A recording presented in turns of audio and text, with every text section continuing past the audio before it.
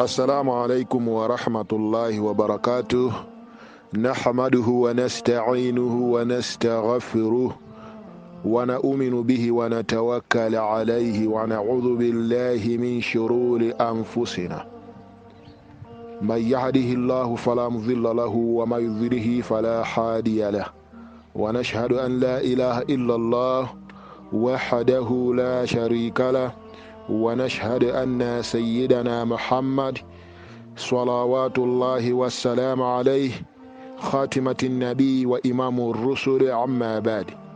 Choyamba, brothers and sisters, mashekh ni mashekhat, komanso azibusa amene mwanyamula mitima ya akristu, ndati tigawane lero kautenga kochepa kwambiri kamene katalongosole makamaka pamutu wakundziwa mulungu ndi kunzindikira. Chifukwa ndili ndi chikhulupiriro chokwanira bwino kuti palibe atakalowe ku paradaizo ngati samandziwa mulunguyo ndi kunzindikira bwino. Ngati munthu sunganzindikire mulungu bwino ndi kundziwa iye yekha potengera chilengedwe chake, ndiye kuti iweyo umakhala okanira, kapena umakhala opembedza mulungu momphatikiza ndi chinthu china. Kotero kupembedza mulungu momphatikiza ndi chinthu china umayitanidwa kuti iweyo ndiwe opembedza mafano. Ndiye ndi bwino kuti tizilangizana tsiku la imfa lisanakwane, kuti tikonze njira zathu ngati nkotheka mulunguyo atafuna kuti tikale mgulu la ochita bwino inshallah. Ndaponya masurati awiri amu Qur'ani amene akutipatsa mphamvu kuti tifunefune mulungu wolondola ndi kusiya milungu yopeka. Ndipo tikampeza mulungu wolondolayo, basi tisaloleso yena kuti atilozereso mulungu wina pambali pa mulungu olondola. Ndiye mtumiki Muhammad sallallahu alaihi wasallama akufunsidwa ndi Ayuda komanso kupyakiziridwa ndi Akristu amene adali kupembedza milungu ina pambali pa mulungu mmodzi yekha, pomafuna kuti naye mtumiki Muhammad sallallahu alaihi wasallama naye apezeke nawo mugawo loma atenga nawo mbali kupembedza milungu ina imene iwowo amayikhulupirira, mwina pomanena kuti Yesu ndi mulungunso, komanso pomanenaso zinthu zina kuti ndi milungu kapena kupeza njira modzera.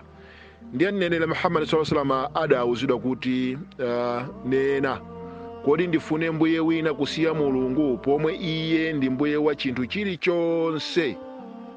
Ndipo mzimu uliwonse suchita choyipa koma ukuzichitira wokha. Mzimu osenza machimo sudzasenza machimo a mzimu wina. Kenako kobwerera kwanu nonse ndi kwa mbuye wanu mulungu, ndipo adzakuwuzani zomwe mudali kusiyana. Ndiye nthawi imeneyo idzakhala too late, chifukwa kungokuwuzani zimene mudali kusiyana. Amene adatsatira zolondolazo nkumapita ku paradaizo, amene mudalimbikira kutsatira zopeka ndi kumapita ku moto. Imene ni nthawi yoti it's too late. Ndiye padakali pano nthawi imene isadafike, ndati tichenjezane kuti ndithudi wina aliyense azindikire chimene angakhalepo makamaka pokhulupirira mulungu wolondola amene mtumiki Muhammad adawuzidwa kuti ndi mbuye wa chinthu chilichonse. Ndipo adalangiza kuti mzimu uliwonse udzasenza ntchito zake. Kotero ndi nthawi yabwino ino pamene tisakudwala, mzimu sunachoke mthupi mwathu, kuti tiwuzane za mulungu wolondola ndi kutsata njirayo. Ndiye chenjezo lina limene mtumiki Muhammad sallallahu alaihi wasallam adapatsidwa pamene iye adamudziwa mulungu bwino ndi kutsatira mulungu woona yekhayo, adapatsidwa kuti awachenjezeso anthu inu ndi ine ndi amene adalipo nthawi ya mtumiki. Pamaonena kuti ndithudi amene akutsutsa zivumbulutso zathu nazitukumula nazo pakukana kuzitsata, sadzatsekulidwa kwa iwo makomo akumwamba, ndipo sadzalowa ku munda wa mtendere mpaka ngamira idzalowe pa chibowo cha singano. umo ndi momwe timawalipirira anthu ochimwa. Nkhani iyi ndi yoopsa kwambiri, brothers and sisters, mashekhe ndi mashekhati komanso azibusa amene mwanyamula mitima ya akhristu. Nkhani iyi mmene mukuimveramo ndi yoopsa kwambiri. Amene angatsutse zimene aneneri adabwera nazo kuphatikizaponso mtumiki Muhammad sallallahu alaihi wasallam, basi munthu ameneyo sakalowa ku paradaizo mpaka ngamira ngati ingatheke kulowa pa chibowo cha singano. Ndiye nzosatheka kuti ngamira ilowe pa chibowo cha singano. Zimenezozo ndizosatheka malingana ndi kudziwa kwathu. Komano izozo atipatsa fanizoli ndiloti ife tioneretu kuti basino munthu amene sangatsatire zimene aneneri adaphunzitsa ndiye kuti iyeyo akalowa ndithu kumoto, basi palibenso kuchitira mwina. Ndiye popitiriza pano tagwira buku la Quran sura 2:21 pamene akuti inu anthu mpembedzeni mbuye wanu yemwe adakulengani inu ndi omwe adalipo kale kuti muzichinjirize ku chilango cha Mulungu. Ndithu kulankhula komveka bwino kwa Mulungu podzera mwa angelo Gabriel amene amabweretsa uthenga kwa mtumiki Muhammad sallallahu alaihi wasallam. Anena ndithu kuti Mulungu ameneyu ndi amene ife tikuyeneka kumpembedza ekhayo amene adatilenga, ndipo amene sadalenge chilichonse ndi kutilenga ife ameneyo si Mulungu ayi, ameneyo ndi cholengedwa. Tinene pano kuti amene asali Mulungu amene adalengayo ndiye kuti chopezeka ndikuoneka ndi maso ngakhale chosachiona ndi maso, koma choti chilipo chimene chocho ndi cholengedwa, ndipo si Mulungu ayi, ndipo si opembedzedwayo ayi. Opembedzedwa ndi Mulengi yekhayo amene adalenga zinthu zonse, ameneyo ndiye akuyeneka kupembedzedwa. Komanso sura 2:22 akufotokoza kuti Mulungu yotu yemwe adakupangirani nthaka kukhala ngati mphasa ndi thambo kukhala ngati denga, ndipo adatsitsa madzi kuchokera m'mitambo natulutsa ndi madziwo zipatso zosiyanasiyana kuti chikhale chakudya chanu. Choncho Mulungu musampangire anzake uku mukudziwa kuti alibe othandizana naye. Ndiye kuti mumve ndithu mawu amenewa, mawu atsimikizira ndithu kuti Mulunguyo alibe anzake kapena kuti Mulungu winanso pambalipa ayi. Mulunguyo ndi Mulunguyo amene ali mulengi, ndipo ndi iye yekha basi, palibenso wina. Ndiye tipitirize ndithu ndi mavesi ena ambuku lopatulika la Bible kuti tithandizane bwino, brothers and sisters. Mbuku la Numeri chapter 23 verse 19 pamenepo ndithu akufotokoza motere: Mulungu sindiye munthu kuti aname. Point yayikulu yoti munthu adziwe wina aliyense ndi yoti Mulungu sindiye munthu. Ndiye wina aliyense amene ali munthu ameneyo si Mulungu ayi, kapena mwana wa munthu kuti aleke. Point yathu ilipoti Mulungu si mwana wa munthu. Mulunguyo si munthu ayi, komanso Mulunguyo si mwana wa munthu. Aliyense amene angatchedwe kuti ndi mwana wa munthu ameneyo si Mulungu ayi, ameneyo sadalenge ayi, ameneyo si wopembedzedwa ayi, ameneyo nayenso ndi wopembedza Mulungu yemweyo. Ndiye tikapitiriza akutifotokozera kuti vesi lake makamaka la 20 ndi akunena kuti kodi vesi lake la 19 omwelo, kodi anena osachita kapena osatsimikiza? Taona ndalandira mawu akudalitsa, popeza iye wadalitsa sinditha kusintha. Mulungu ameneyu akachita chinthu palibe amene amachisintha. Mulungu amene ali mulengiyu ndithudi ndi chifukwa chake kusintha chilengedwe kulikonse kumene kungapezeke pa munthu. Kaya mamuna kufuna kuti akhale mkazi, kaya mkazi kufuna akhale mamuna, kaya mamuna kufuna ziwalo zobisika zazitali, mkazi kufuna ziwalo zobisika zazikulu. Kuteroko ndi uchimo waukulu oonekera, chifukwa Mulungu akachipanga chinthucho sichifunikanso kuchisintha ayi, koma uvomereze mmene mulungu wachipangira. Ndiye wokhala mulengi wachina chilichonse munthu avomereze kuti iye yekha ndiye ompembedza, iye yekha ndiye ompatsa ulemu, iye yekha ndiye ovomereza chiweruzo chake kapena kachitidwe kake kalikonse kamene wachita. Ameneyo ndiye mulungu amene tikumunena pano, amene ali mulengi wachina chilichonse ndi mkonzi wachina chilichonse chamoyo. Tili pa nkhani yomweyi tikafika pa 1 Samuel chapter 15:29 pamene akunena kuti ndiponso wamphamvu wa Israeli sanama kapena kulapa, popeza iye sali munthu kuti akalapa. Akutitsimikizira ndithu kuti wamphamvu amene ali mulungu samanama kapena kulapa, kapena kuti kupemphera kumene samapemphera iyayi, kapena kupempha samapempha, chifukwa mulungu yosaso wathandizo loti apemphe ayi. Amangopereka ma duties kwa zolengedwa zake kuti zikalipidwe ndi ntchito imene iye wapatsa. Ntchito yonso yawo eni yowapinduliranso okha, tsiku la chiweruzo akalipiranso. Umenewu ndiye ubwino wa mulengi ameneyu, opembedzedwa ameneyu. Kotero mulungu si munthu, ndipo aliyense odziwika ndi munthu, ovalako umunthu, ameneyoyo si mulungu ayi. Kaya ndi mtengo, kaya ndi chani, chilichonsecho chimene mulungu adachilenga sichingakhale mulungu ayi. Chimene chocho ndi cholengedwa chake cha mulungu. Ndiye ndimafuna kuti ndigawane nanu ndithu nkhani zimenezi makamaka ndikatsendera bwinobwino, ndikupasani mpata oti mufunse mafunso ngati nkotheka kuti mafunso alipo. Taponyanso quality ina ya mulungu imeneyo, kumeneku ndiye talowa gawo la kumzindikira mulunguyo kuti ma qualities yake ndi amtundu wanji. Ndi sura 112 verse lake ndi la 1-4 pamene akuti, nena iwe mtumiki Muhammad sallallahu alaihi wasallam kwa amene akufunsa mwachipongwe mbiri za mulungu wako, iye ndi mulungu mmodzi.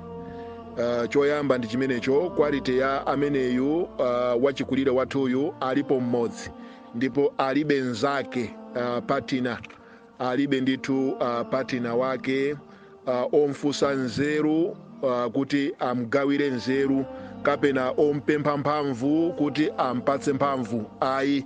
Imeneyo ndiye partnership imene akuyinena pamenepo. Ndi akunena kuti mulungu ndi okhala ndi zonse, odaliridwa ndi zolengedwa zache. Ameneyu ndi okhala ndi zonse, metanenera kale sasowa kanthu. Amenewa ndi ma qualities yake, kumeneko ndiye kunzindikira kwenikweni mulungu. Munthu adziwe zoti mulungu amene sasowa kanthu, kotero sangapemphe, sangalape, sangapemphere, monga mmene timaonera mmene zolengedwa zake zimachitira. Komanso tikafika verse yake 3 akuti sanabale mwana ndiponso sadaberekedwe. Mulungu ameneyo amene ali woona, amene tikufunika tinzindikire lero, ndi amene sadabale mwana wina aliyense ndiponso sadaberekedwe. Yesu siwoberekedwa. Ndiye wina aliyense adziwe kuti mulungu ameneyo akazapeza wina wake mulungu woti ali ndi mwana, adziwe kuti mulungu ameneyo siwoona ayi. Ndipo iye kwa iyeyo paradaiso ili ngati ngamira kulowa pa bola singano, ndipo mtendere sakaupeza tsiku la chiweruzo. Verse lake la 4 ndi pamene akuti, ndipo nso palibe aliyense ofanana ndi iye. Ndiye tikudziwa kale kuti zonse zimafanana, mphamvu za zolengedwa za anthu za mulungu zimafanana, koma mulunguyo palibe ofanana naye. Iye ndithu ndi wayekha, umulungu wake ndi wapamwamba, opembedzedwa, ogwadiridwa, onyengereredwa, otamandidwa, olambiridwa, chilichonse chili mwa iye. Quality inaso ya mulungu ameneyu amene tikuyeneka kumpembeza iye yekha ili pa verse lake la 255 ya sura 2 pamene akunena kuti mulungu palibe wopembedzedwa wina koma iye, wamoyo wamuyaya, oyimira ndi woteteza chilichonse. Quality imeneyi ndi ya mulungu yekha basi, palibe wamoyo, palibenso wamuyaya kupatula mulungu yekha basi amene ali mulengi. Kusinza sikungwira ngakhale tulo, zimenezo ndiye za mulungu. China chilichonse chimene mulungu adachilenga, ngati zinyama ndi anthu, ziwanda, timagona, timasinza, timatopa, koma kuti quality yake ya ameneyo mulungu wachikulire ameneyu nditu samasinza ngakhalenso tulo sitimampeza.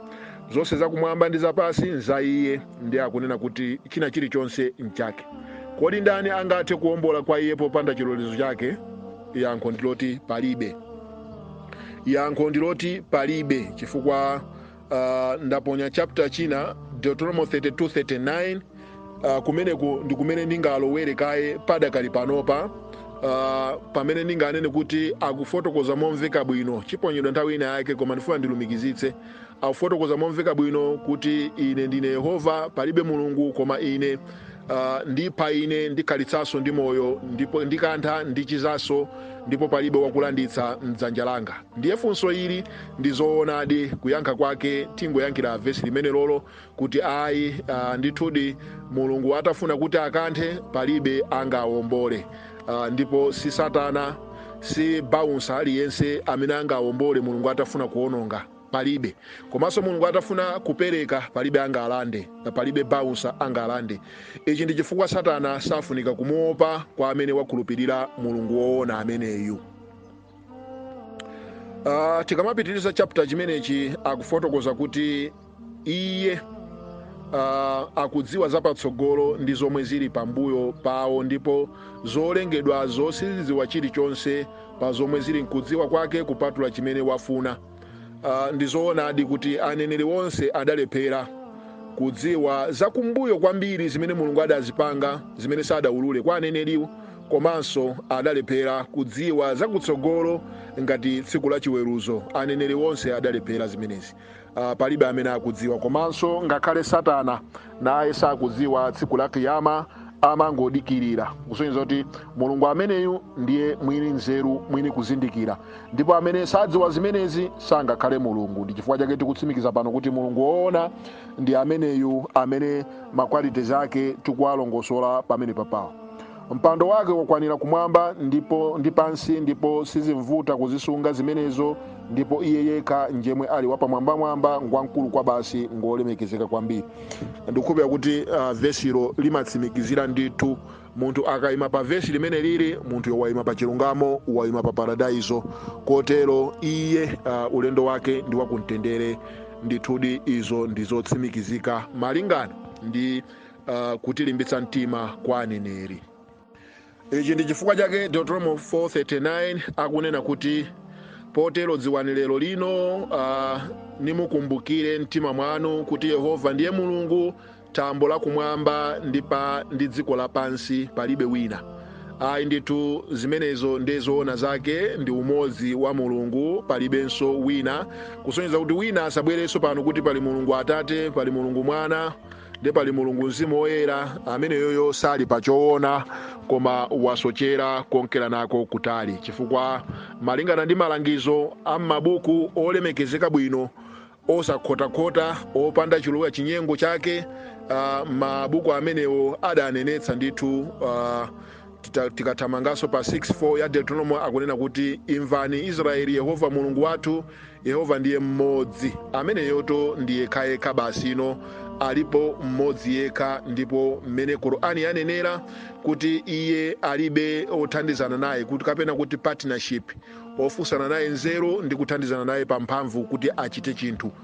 Kotero brothers and sisters, choyambirira chenicheni ndiye chimenecho, chiyambi cha nzeru ndiko kumuopa mulungu. Kotero sumaopa usanamudziwe, usanamuzindikire. Ndiye lero ndikufuna ndikulongosolereni mmene ndayambiramu kuti mudziwe kuti mulungu ameneyu makwalite ake ndi amenewo, ena ndawatchulawo, ena ndiwalongosola ndithu. Chimodzimodzinso mneneri Yesu, tendere ndi madalitso a mulungu zipite kwa iye, adanena ndithu powafotokozera anthu mvemvemve kuti ndithu alongosole momveka bwino. Pamene ndithu adalongosola pa Mateyu 22:34-40, zikomo kwambiri, ngakhale kuti ndidaponya Marko, koma iyayi ntchito yake igwira chimodzimodzi. Ndipo anadza mmodzi wa alembi namva iwo ali nkufunsana pamodzi, ndipo pakudziwa kuti anawayankha bwino, adamfunsa iye lamulo la mtsogolo la onse ndi liti, kapena kuti chimene munthu akufunika kuti achizindikire number 1 kuti akalowe ku paradizo ndi chiticho. Ndiye Yesu adanena kuti, Yesu adayankha kuti lamtsogolo ndi ili, mvera Israeli, Ambuye Mulungu wathu, Ambuye ndiye mmodzi. Mulungu wa Yesu ndi Mulungu wa Israeli, ameneyo ndi Mulungu mmodzi basi. Mulungu wa ife tonse, Mulungu wa aneneri wonse, mulengi wa china chilichonse, mulunguyo ndi mmodzi yekha basi, palibenso wina. Ndiye ngati mneneri Yesu, mtendere madalitso a Mulungu zikhale kwa iye, watsimikiza choncho mtumiki Muhammad naye ndikuwuzidwanso sura 112 verse 1-4 ndikunenanso chimodzimodzi. Ayi basi ndithu pamenepo zakwanira kuti Mulungu ameneyo ndi mmodzi ndipo palibenso wina. Pano tifike pa Isaiah 43:10 pamene Mulungu akutimema, amamema ana a Israeli chimodzimodzi. Lero lino ifeso tikumemedwa ndithu. Tiyeni tikhale mugulu limeneli, timve uthengawu ngati ukulankhulidwa kwa ife lero lino, pamene Mulungu akunena kuti inu ndinu mboni zanga, ati Yehova, ndi mtumiki wanga amene ndakusankha kuti mundidziwe ndi kundikhulupirira ine, ndi kuzindikira kuti ine ndine. Ndisadakhale ine padalibe mulungu wolengedwa, ngakhale pambuyo panga sipadzakhala wina. Vesi limeneli limatsekera ndithu bwino kunena kuti mulunguyo asadakhale panalibe mulungu, komanso atakhala iyeyo sadzakhalanso wina mulungu. Ayi ndithu olengedwa, chifukwa mulunguyo salengedwa, sadalengedwe, kotero zimene adazilenga chilichonse mwa icho si mulungu ayi, koma ndi zotumidwa ndi mulunguyo. Ndife atumiki. Ndi chifukwa chake mtumiki adanena kuti wina aliyense mwa inu ndi mtsogoleri, ndipo tsiku la chiweruzo muzafunsidwa pa utsogoleri wanu. Ndiye chifukwa chake ichi zikutituma kuti tithamange ndi kufotokozerana mulungu woona yekhayo, kuti iyayi mulungu ndithu ndiye ndi mmodzi yekhayo amene adalenga kumwamba ndi dziko lapansi, amene alibe partnership, iye ndi wayekha, ndi mulungu wachikwanekwane ndithu. Ntchito amawagawira anthu agwire kuti ntchitozo zapindulirenso iwo eni, ntchitozo zawo apindulanso nazo iwo eni. Mulungu wabwino kwambiri, kukupatsani zochita zonso, kumakupindulirani inu, tsiku la chiweruzo nkukulipiraninso. Ayi alhamdulillah, tiyamike chifukwa cha chimenechi kwa amene angayikhazikike ndi kunzindikira mulungu ameneyo ndi kutsatira kuyambira lero, ndi kusiya mulungu amene ali ndi mwana, ndi kusiya mulungu amene ali munthu, ndi kusiya mulungu amene ali chilichonse, kaya ndi mwala kaya ndi chani. Siyani, pembedzani mulungu mmodzi yekha amene adalenga wamoyo wamuyaya, amene kugona sikumpeza, tulo kusinzaso sikumampeza, samatopa kuti apumule, sizimamvuta kuzisunga zakumwamba ndi dziko lapansi. Iye ndi wamphamvu yonse. Ndiye tidakali kutsendera quality inaso ya mulungu ameneyo samaoneka, pamene Yohane 1:18 akutitsimikizira kuti kulibe munthu adaona mulungu nthawi zonse, mwana wobadwa yekha wakukhala pa chifuwa cha Atate, iyeyo anafotokozera. Ayi ndithu kulibe munthu adaona mulungu nthawi zonse. Ya mulungu ameneyo chimene taponyera vesi limeneli nchoti tidziwe zoti iyeyo samaoneka, kotero chilichonse chimene timachiona si mulungu ayi, koma ndi cholengedwa cha mulungu chimenecho. Ndithudi ameneyo si mulungu. Ndiye ndimafuna ndikudziwitseni kuti kodi iye yekha mulunguyo adati chiyani pa nkhani imeneyi yoti iye saoneka. Adaluzilongosola bwanji muno wake. Ndiye tiponyereni Exodo 33 vesi lake la 20. Tiponyereni ndithu vesi limenelo. Ndiye malingana ndi chipangano chatsopano titauzidwa kuti kulibe munthu amene adaona mulungu nthawi zonse. Ndiye iyayi pofuna kutsimikizira tipite ku chipangano chakale, chifukwa Mose adali pafupi kwambiri ndi mulungu, tamva zoti amalankhula naye. Ndiye vesi lake ndi la 20 ya 33 ya Exodo akunena kuti ananenanso sungathe kuona nkhope yanga, pakuti palibe munthu adzandiona ine ndi kukhala ndi moyo. Ndiye kuti mulungu ameneyu samaoneka, chifukwa kungomuona ndiye kuti zoona zake munthu uyeneka kumwalira. Palibenso mpata wa umoyo, pamenepo uyeneka kufa. Chabwino, tatiyeni tifikeso pano pa Yesaya chapter 44:6 mpaka pa 8, pamene akunena kuti atero Yehova mfumu ya Israeli ndi muombolo wace, Yehova wa makamu, ine ndili woyamba ndi womaliza, ndipo panda ine palibenso mulungu. Brothers and sisters, mulungu ameneyu ndi uja watifotokozera kale pa Yesaya 43:10 kuti iye asadakale padalibe mulungu wolengedwa, komanso ngakhale patsogolo pake sipadzakhalanso wina. Ndiye apanso akunena kuti iyeyo ndi woyamba komanso omaliza, ndipo popanda iye palibe mulungu. Finish. Apopo zamveka bwino mulungu ameneyo wazimenya pa mtima ndi kutiwululira zenizeni za iye. Verse 7, ndipo ndani adzayitana monga ine ndi kulalikira ichi ndi kuchilongosola ichi, chikhazikitsire ine anthu akale. Mulungu adakhazikitsa anthu akale iye yekha. Milunguyi wadziwitse zomwe zili mkudza ndi za mtsogolo. Tikudziwa kale. Aneneri onse adalephera. Mose adalephera kudziwa za tsiku la chiweruzo, Yesu adakanika kudziwa za tsiku la chiweruzo, komanso Yesu adakanika kudziwa za tsiku la chiweruzo, monga mmene timawerengera mu chipangano chatsopano pa Marko 12:32. Yesu adakanika ndithu, nayenso mtumiki Muhammadi adakanika. Kotero to amene onsewa si mulungu ayi, sangakhale mu gulu la mulungu, fa mulungu alipo yekha, sali awiri, sali atatu, zonse ndi zolengedwa zake. Ndiye akutiuza kuti musaope inu, musakhale ndi mantha. Kodi ndinanena kwa iwe zakale, ndikuzionetsa zimenezo, ndipo inu ndinu mboni zanga. Kodi popanda ine alipo mulungu? Ayi, palibe mulungu. Basi ndinu nokha Ambuye Mulungu. Iyayi, palibe tanthwe, sindidziwa lililonse. Mulungu sandziwanso aliyense wina pambali pake. Ayi, palibe. Iye ndiye yekha basi. Pano tili pa 2 Samuel chapter 7 verse lake ndi la 22, pamene akunena kuti chifukwa chache wankulu ndinu Yehova Mulungu, wankulu ndinu Yehova Mulungu, pakuti palibe wina wofanana ndi inu, palibe mulungu winanso koma inu. Choyamba, palibe wofanana ndi mulungu, komanso palibenso wina. Palibe mulungu winanso koma inu. Basi mulungu ndithu ndi mmodzi, palibenso wina. Monga mwa zonse tinazimva ndi makutu athu.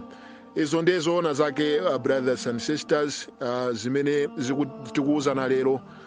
Cholinga chathu nchonena kuti mwina nkumalitenga topiki ngati yophweka, komatu chilichonse chimene tikuchita tikuyembekeza kupita kwa achikulira amenewa amene ndithu adalenga chilichonse. Kotero ngati sitinadziwe bwino, ndiye kuti sitingapeze moyo wabwino, sitikapeza paradaizo, ngakhale pa dziko lapansi pano tizakhala mosakhala bwino. Ndiye ngakhale sura 6:103 pamenepo akunenanso kuti maso samufika kuti nkumuona, koma iye amawafika maso, amaona pamodzi ndi eni maso. Iye ngodziwa zobisika kwambiri ndi zoonekera. Monga Bible yafotokozera 33:20, komanso Yohane 1:18, Korani 6:103, chimodzimodzi samaoneka, maso samufika kumuona, koma iye amaona eni maso, ndi maso omwewonso amawaona. Chabwino, ndiye zimenezi ndi zimene ndikufuna kuti tithandizane, brothers and sisters. Sindikufuna tikayimbane milandu kuti tinali limodzi m'magulu koma sitinawuzane. Ayi, lero dziwani kuti mulungu saoneka, kusonyeza kuti chilichonse chidaoneka si mulungu. Mulungu sagona, aliyense ogona si mulungu. Komanso ngakhale zina zimene zili ndi makwaliti ena, koma makwaliti ake oti sangapange machi mu zonse zimene mulungu ali nazo, chifukwa mulunguyo ndi wokhala ndi zonse. Mulungu ndi wokhala ndi zonse. Ndiye ukhoza kupezeka kuti mtengo sugona, tikhoza kuganiza choncho kuti sugona, ifo kuti sitimaona kuti mtengo wagona, koma kuti pali makwaliti ena amene mtengo sungakhalemo. Yayi, ameneyo ndiye mulungu okhala ndi zonse. Munthuso chimozimozi amatha kukhala ndi nzeru, koma mulungu makwaliti zake, nzeru zakezo ndi zokhatamira, ndipo iye ndi wapamwamba. iye amadziwa china chilichonse. Iye ndi mulungu, iye yekha safaniziridwa ndi kanthu kalikonse mwa zolengedwa zake.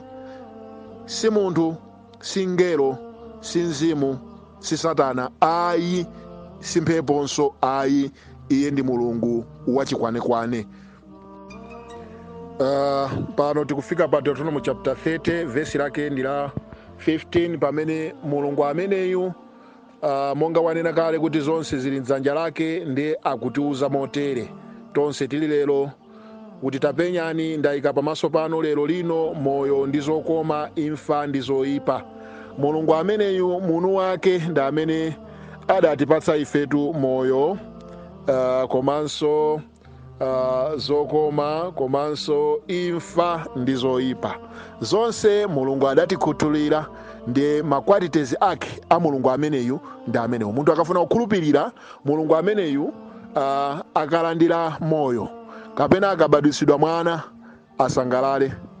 Mulungu akatenga munthuyo asangalale ndithu, asankwire mulungu ayi, asantukwane mulungu ayi, kapena asamukwire wina aliyense popita kwa asing'anga. Munthu akakhala ndi matenda ayang'ane kwa mulungu, chifukwa matendawo achokera kwa iye. Palibe nthenda izampeza munthu imene mulungu sadayitumize. Komanso zokoma zikampeza munthu, zimenezo ayamike mulungu, angopanga alhamdulillah. Imfa tinachokera kwa mulungu, komweko tidzabwerera. Ndithudi zonse zimene zimachitika pa umoyo wa munthu zimachokera kwa mulungu mwini wake, ndi amene amazivomereza. Motero chikhulupiriro chimenechi ndiye chikhulupiriro chenicheni cha aneneri. Kotero ife tikufunika tiyende m'mapazi a aneneriwo okhulupirira kuti mulungu adayika moyo, adayika zokoma, adayika imfa, adayikanso zoyipa. Ndiye tikafika pa Deuteronomy 32 verse 39, pamene sipano mulungu akuti tapenyani tsono kuti ine ndine iye ndipo palibe mulungu koma ine.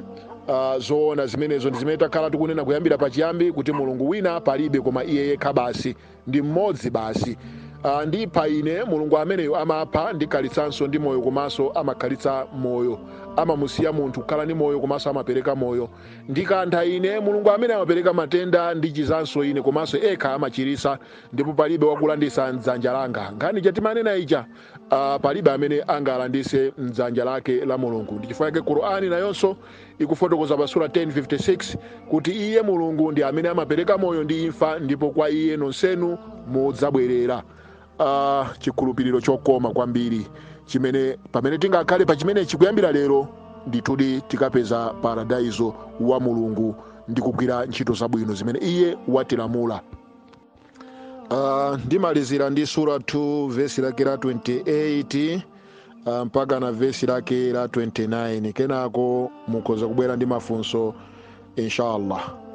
Pamene akunena kuti kodi mungankane chotani Allah chikhalirecho inu mudali akufa, ndipo Allah adakupatsani moyo nakuyikani pa dziko lapansi, kenako adzakupatsani imfa ikakwana nthawi yanu yofera, kenako adzakuukitsani ndi kukutulutsani m'manda, ndipo kenako mudzabwezedwa kwa iye kuti mukaweruzidwe pa zomwe mudali kuchita.